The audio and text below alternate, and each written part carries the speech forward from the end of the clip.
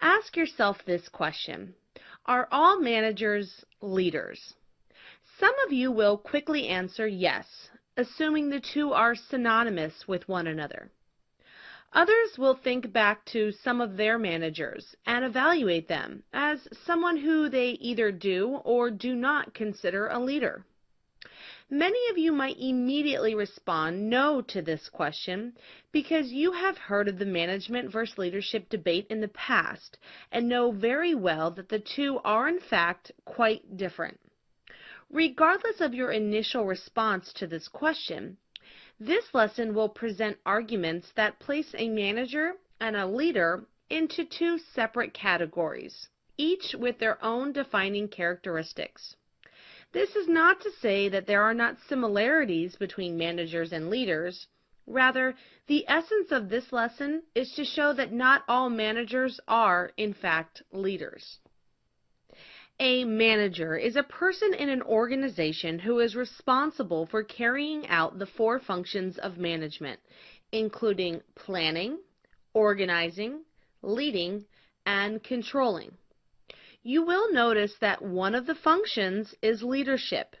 So you might ask yourself if it would be safe to assume that all managers are leaders. Theoretically, yes, all managers would be leaders if, and this is a big if, they effectively carry out their leadership responsibilities to communicate, motivate, inspire, and encourage employees towards a higher level of productivity. However, not all managers are leaders simply because not all managers can do all of those items just listed. An employee will follow the directions of a manager for how to perform a job because they have to. But an employee will voluntarily follow the directions of a leader because they believe in who they are as a person, what they stand for, and for the manner in which they are inspired by their leader. A manager becomes a manager by virtue of their position, and the subordinates will follow the manager because of his or her job description and title. Because managers are responsible for carrying out the four functions of management, their primary concern is to accomplish organizational goals. Managers get paid to get things done in organizations. As such, the manager is accountable for themselves as well as the behavior and performance of his or her employees.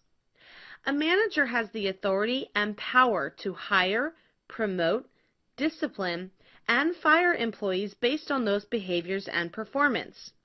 Management is about efficiency and getting results through systems, processes, procedures, controls, and structure. Perhaps the greatest separation between management and leadership is that leaders do not have to hold a management position. That is, a person can become a leader without a formal title. Any individual can become a leader because the basis of leadership is on the personal qualities of the leader. People are willing to follow the leader because of who he or she is and what the leader stands for, not because they have to due to the authority bestowed onto him or her by the organization. The leader will show passion and personal investment in the success of his or her followers reaching their goals, which may be different from organizational goals. A leader has no formal, tangible power over their followers.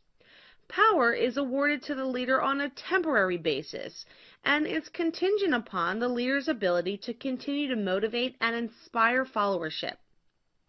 Notice the shift in terminology here. Managers have subordinates while leaders have followers. Subordinates do not have a choice but to listen to the demands and wishes of their managers.